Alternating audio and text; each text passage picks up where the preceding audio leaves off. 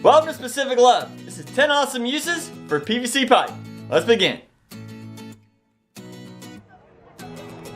The first 3 projects were actually found at the Maker Faire in Decatur, Georgia this year. The first one is a very simplistic catapult. We ran across this, saw some kids stomping on some boards and wondering what was going on. At a closer look, I discovered it's actually a piece of, I believe, 3/4 inch PVC screwed to the bottom of this board. And the other end has a little stopper so that whatever is on the catapult doesn't fly off. And you can put bean bags or buckets. My son loved this. We had him go over and he'd stomp on it and slinging the bean bags up in the air. And then told him, hey, how about you use the bucket to catch them? He was having a ball doing that. Then I challenged him, how about you put the bucket and the bean bags on there, stomp on it, catch the bucket in midair, and then try and catch the bean bags. He had a little bit of a challenge doing this. But in any case, this is a great and very simple little project you can do for kids and they'll love playing with it.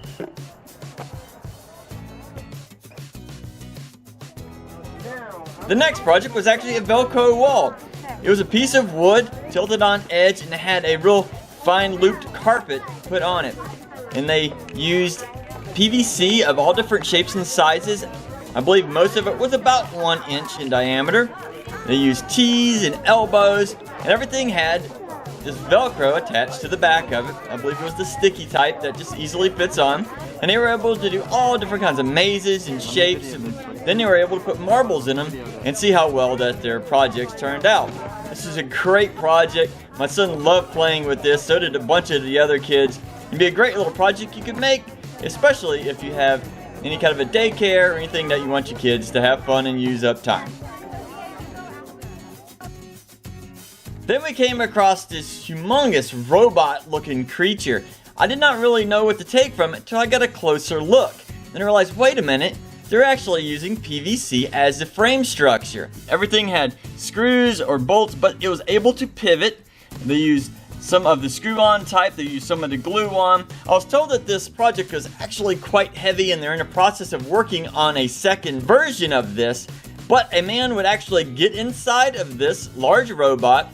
He'd put his shoes on and he would be able to walk around using this robot in a lot of different places. I can just imagine walking around in this thing and getting so much attention. My wife plans on doing something with the Polar Express this Christmas, and she came up with this great idea to make a railroad crossing using some PVC pipe. Now this is all 1 inch PVC and fittings. We have just one that goes into a 4-way, so you can have the ones that go out here to the lights. This is just a piece of foam, and this is one of those little miniature plant pots that we have on there that is just glued in place. This goes down to a T at the bottom and out to a second and a third T just to make a nice little stand. Back up here at the top, this is quite simple. To hold each of these light fixtures on, she's just using a piece of duct tape here, and then the railroad crossing sign at the top, also just a piece of duct tape. This is very simplistic and very cool.